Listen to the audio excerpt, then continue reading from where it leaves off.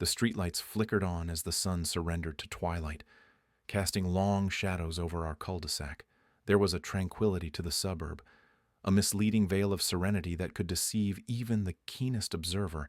Every house was a mirror of the next, lawns meticulously trimmed, mailboxes standing like sentries at the edge of each driveway.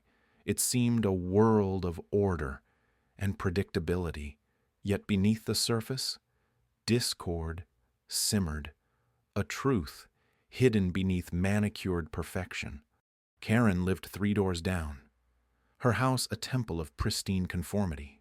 She was a self-appointed guardian of our neighborhood's aesthetic sanctity, the kind of person who wielded the HOA guidelines like a sword, slicing through any perceived transgressions with a smile that never reached her eyes. Her gaze was a spotlight, relentlessly searching for offenders. Her voice, a quiet storm, could instill dread without ever rising above a whisper. It began with the mailbox. Ours was an antique, a relic of my wife's fondness for the past, a sturdy, wrought-iron curiosity against a backdrop of plastic uniformity. Karen insisted it violated some unwritten code, an affront to the bland harmony she cherished. Her complaint came wrapped in saccharine politeness, a note tucked under a casserole dish, an offering that was more threat than neighborly gesture. I considered responding in kind, a note of my own, but thought better of it. Words could inflame where silence could suffocate. Instead, I took solace in the irony. Our mailbox, a symbol of communication, was becoming a vessel of conflict. I relished the absurdity. Sometimes, humor was the best armor. My wife, however, remained untouched by Karen's antics. She moved through life with the unyielding grace of someone who knew her own strength, her past, a tapestry woven with threads of secrets and shadows, had given her a unique resilience. The mailbox was no more than an inconvenient distraction to her. She saw through Karen's facade with the precision of a surgeon, dissecting pettiness with a single glance. Karen's efforts escalated.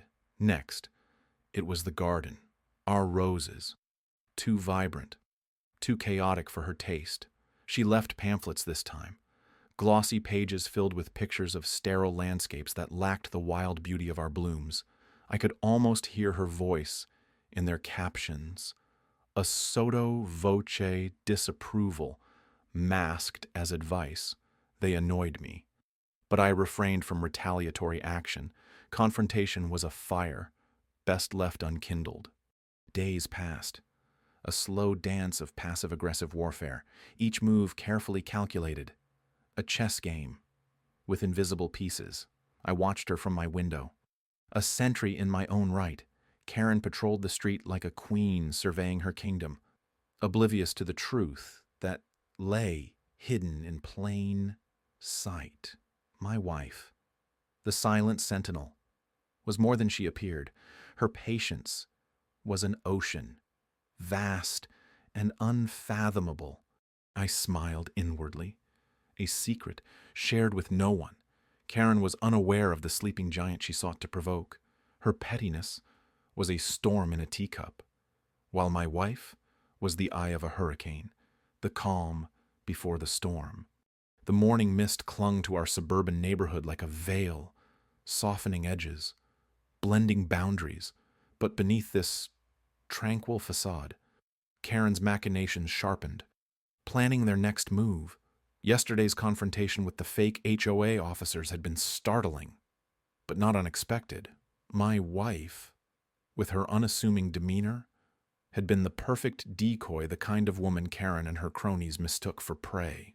I watched from our porch, coffee in hand, as the HOA newsletter fluttered in the slight breeze, pinned to our mailbox with the bravado of a ransom note.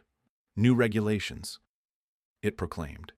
In all caps, each bullet point was a petty commandment, an absurd extension of control. Grass, no longer than 2 inches, flower beds only in approved colors, trash bins invisible from the street, a tapestry of tyrannies woven with precision to strangle the joy from our community. Karen's handiwork, No doubt, her need for power was insatiable, her methods as subtle as a neon sign, but what intrigued me was the speed of her escalation. Usually, such campaigns of control unfurled slowly, a creeping vine of bureaucracy. This, however, was a blitzkrieg of pettiness. My wife returned from her morning run, as serene as ever, a stark contrast to the storm she had weathered. Her eyes met mine with a knowing calm. We didn't need words to communicate. Years of partnership had honed our silent dialogue. Her sidelong glance at the newsletter was a punctuation mark on the absurdity of it all. Karen's proxies scuttled about, delivering their own brand of justice with citation books clutched like sacred texts. They moved with the furtive energy of rodents, appearing at the slightest deviation from their newly minted ordinances. Neighbors, once friendly, now watched each other with suspicion, the seeds of discord carefully sown and tended by an unseen hand. The whispers began, carried on the breeze like pollen. They spoke of fines and liens, of non-compliance leading to foreclosure. Fear, the most effective of tools, was wielded expertly. Karen knew well the art of intimidation, knew the power of a well-placed rumor. But, for all her cunning, she underestimated us. My wife, the wolf in sheep's clothing, was as familiar with psychological warfare as she was with knitting needles, and here lay the irony while Karen played her game of thrones. We were setting the board for a different kind of match. I chuckled to myself, a low, quiet sound that spoke of things unsaid. The game was afoot, with battle lines drawn on the manicured lawns of suburban America. Karen's pawns were in place, but our pieces were hidden in plain sight, ready to move at a moment's notice. The neighborhood newsletter fluttered once more, a silent herald of the chaos to come.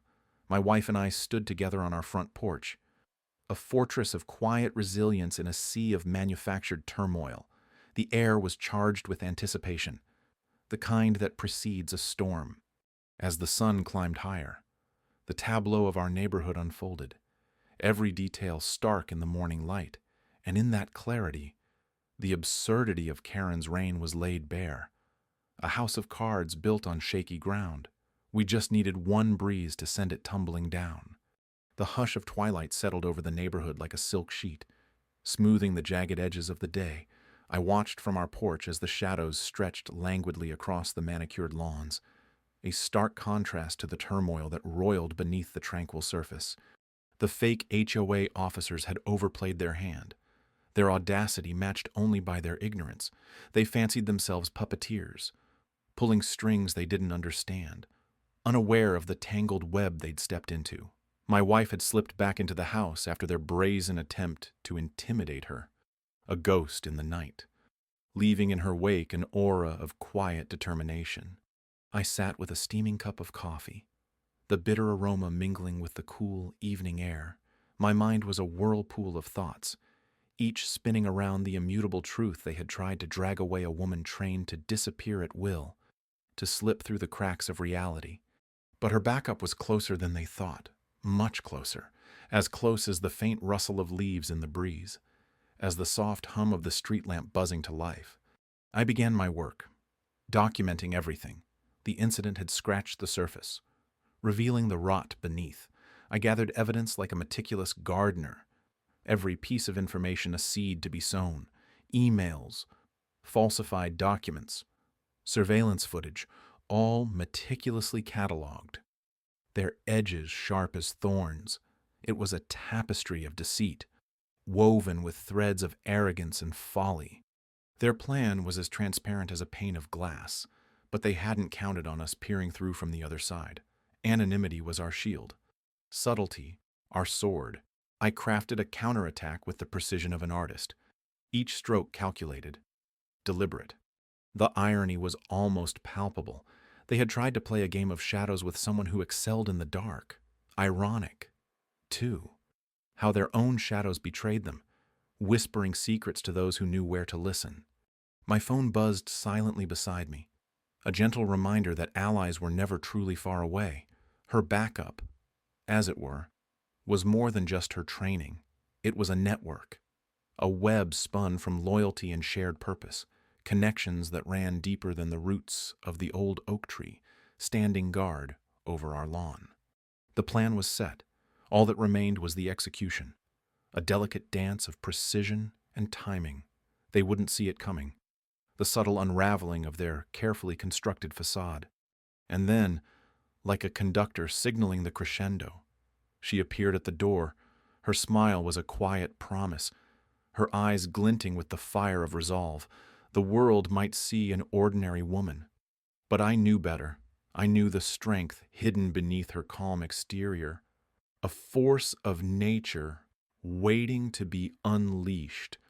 The stage was set, the actors in place. As the night deepened, I felt the weight of inevitability. There was power and patience in the slow, deliberate march of justice, and as the neighborhood slumbered, blissfully unaware, we moved unseen, the architects of an unfolding reckoning.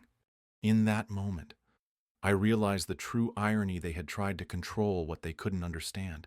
They had underestimated the quiet power of those they sought to deceive, and now the truth was poised to rise, as unstoppable as the dawn. In the aftershocks of chaos, silence crept across the neighborhood like a fog. The sun had begun its lazy descent, casting long shadows over our street, the kind of shadows that seemed to stretch out and curl around corners, whispering secrets and warnings to anyone willing to listen. But most weren't listening, not yet.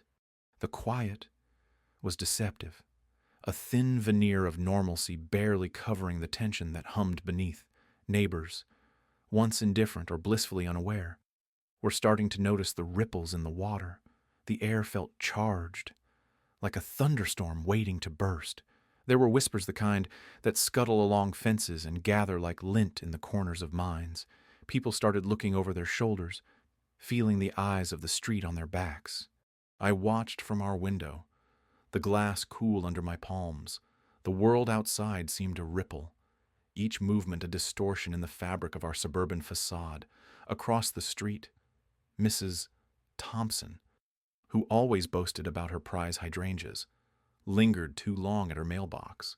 Her eyes darted from house to house, searching for something she couldn't quite name. Or maybe she could, and it was the naming that she feared. The faux officers had retreated, their bravado stripped away by the unexpected force that was my wife, but they left behind a residue of unease, like oil in water visible, spreading, staining the surface of our lives. They had underestimated her, and in doing so, had set off a chain of events that none of us could control. My wife, ever the professional, was calm, too calm. Her quiet strength was a beacon, a lighthouse in the storm, but it also hinted at depths unknown, hidden currents that only she understood. Her backup had been closer than anyone realized, her allies woven into the very fabric of our lives here, in this unsuspecting neighborhood.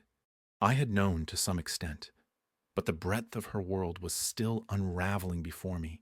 It was both humbling and disconcerting to watch the layers peel back with such ease. She was a different woman now, her edges sharpened, her resolve a living thing. The CIA had taught her well to blend, to adapt, to become the eye of the storm. Occasionally, a car would slow as it passed our house, its occupants stealing glances, their curiosity palpable. Suspicion was a virus, spreading faster than any truth. I wondered if they knew who to fear more now, the fake officers or the real operative living among them.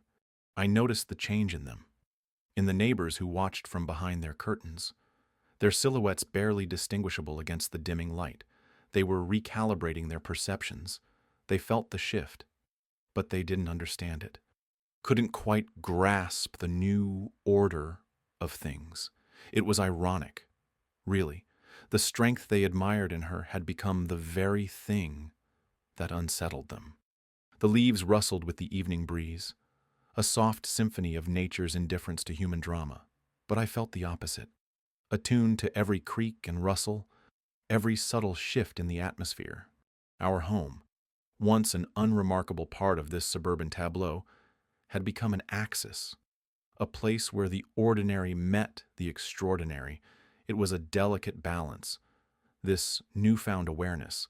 The neighbors would talk, they would speculate, and in time, they might even come to understand. But for now, they were caught in the web, just as we were. For the moment, the quiet was our ally, a cloak concealing the plans my wife was undoubtedly putting into place. She was weaving a net, and when the time was right, it would fall. Until then, I remained a sentinel at the window, watching the world shift around us, knowing that the real storm was yet to come. The dust of chaos settled slowly, like autumn leaves spiraling to the ground. I stood in the aftermath, the fake HOA officers having scurried away like rats exposed to daylight. A quiet resolve filled the air, charged and potent. My wife, a shadow of fierce calm, stood beside me, her eyes like steel. The neighborhood, once vibrant with the sounds of life, now lay wrapped in an eerie silence, as if holding its collective breath. The game had changed, the rules rewritten. The revelation of her CIA background had swept through the cul-de-sac like a whispered legend, part awe, part fear. She was unexpected strength, a force unaccounted for by the pretentious charlatans who once wielded their flimsy authority with impunity. There was no need for words between us. I felt her plan taking shape, a subtle symphony of justice orchestrated from the quiet corners of her mind. Her backup had been closer than they thought. Yet she needed no army to win this war. Her weapons were legality and truth, both sharper than any blade. The following morning dawned with a clarity that mirrored our newfound determination. My steps felt lighter as I walked to our mailbox, a ritual now tinged with anticipation. Inside, nestled amidst the usual bills and flyers, was a letter, the first ripple in the pond, a cease and desist, meticulously crafted by the best legal minds, its weight palpable in my hands. We moved with precision, each action a calculated step towards reclaiming our autonomy. The false officers had woven their deceit carefully, a tapestry of lies spun over unsuspecting neighbors. Yet, like all poorly constructed illusions, it was only a matter of time before it unraveled. The neighborhood buzzed quietly, whispers filling the gaps where their authority once stood. I watched from our window, each glance a reflection of the shifting power dynamics. The irony was not lost on me. The very people who had sought to control now found themselves ensnared by their own machinations. I filed the necessary reports, a litany of charges that danced across the pages: fraud, impersonation, a veritable catalog of their misdeeds. Each word a testament to our resolve. The law was a slow-moving beast, but it hungered for truth, and we were more than willing to feed it. Days turned into weeks, the rhythm of life returning to its steady cadence. Yet, beneath the surface, the waters were far from still. The authorities moved quietly, a shadowy presence that gave weight to the promises etched in ink. Each encounter, each furtive glance from the faux officers, carried the silent knowledge of their impending downfall. In the end, it wasn't the dramatic confrontation they might have imagined. No sirens, no spectacle, just an unceremonious escort from their so-called offices, the facade crumbling like ancient ruins, their empire of deceit toppled by the very documents they had so often weaponized against us. Justice was its own quiet conquest, a chess match won not with bold moves but with a series of small, decisive actions. As the sun set on the final day of reckoning, I took my wife's hand. Her grip was firm, her presence a beacon in the dimming light. We had reclaimed our peace, our home, our lives. The wind carried the scent of victory, wrapped in the quiet promise of brighter days. And as we stood there, side by side, I knew that whatever lay ahead, we would face it together, unbreakable, unstoppable, and free. The moment seemed frozen in time. Like a photograph capturing chaos, Karen's shrill voice pierced the air. A broken trumpet blaring discord. My wife stood calmly at the center, unfazed by the hysteria. My heart thudded in my chest, a metronome of anticipation. This confrontation was the crescendo in a symphony of absurdity, a crescendo that would bring resolution, or so I hoped. The faux officers, hired by Karen's inflated sense of authority, faltered, their bravado crumbling like dry leaves. They hadn't expected resistance, certainly not from someone like her. She was their iceberg, and their Titanic was sinking fast. The crowd, residents swaddled in confusion and curiosity, formed a hesitant circle around the unfolding drama. There was a palpable anticipation, like the charged air before a storm. They were witnesses to a showdown that defied the usual suburban script. Eyes darted between my wife and the papier-mâché authority figures, hungry for truth. The wind picked up, rustling the leaves, whispering secrets. I could almost hear its mocking laughter as it danced through the trees. The scene felt surreal, like a dream where you're both the observer and the actor, but you can't quite tell where one ends and the other begins. Karen had overplayed her hand. Her game, an elaborate dance of deception, was unraveling with each passing second. Her face twisted like a mask, unable to hide the fury beneath. These were not the compliant adversaries she had expected. My wife's serene demeanor was a mirror reflecting Karen's own absurdity back at her, highlighting every flaw in harsh relief. A subtle nod from my wife was the signal. Her backup was closer than they thought, woven into the fabric of our neighborhood. Invisible until necessary, they emerged not as soldiers, but as shadows, their presence more felt than seen. It was efficient, almost elegant. The way they dissolved the tension, Karen's stooges evaporated into insignificance, retreating with the grace of a botched ballet. In the quiet aftermath, Karen stood alone. Her empire of illusion had crumbled, leaving only the hollow echo of her ambitions. The community, once her stage, now observed her with new eyes. Realization dawned slowly upon them, like morning light creeping over a hill. They understood the extent of her deceit.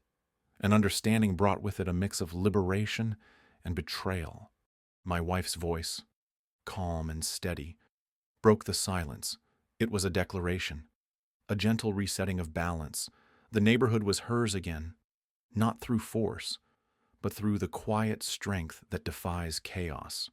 Karen, sidelined, was not defeated through confrontation but through exposure. Her power dissolved in the light of truth, leaving her a diminished figure on the fringes of our reality. Her stories, once spun with the authority of a puppet master, were now tangled strings with no puppets to animate. As the crowd dispersed, murmurs of relief and reconciliation drifted through the air like soft music. The community, restored to its rightful rhythm, began to heal. There was no grand celebration, just the quiet resumption of life. It was a victory not of might, but of resilience. I watched as my wife turned to me, a small, knowing smile playing on her lips. In her eyes, I saw the depth of her strength, a calm sea after a storm. We had weathered this tempest together, and in its wake, we found not only resolution, but affirmation. The world felt right again, balanced on the knife's edge of irony, held aloft by the simplest of truths sometimes. The strongest battles are fought not with weapons, but with unwavering calm.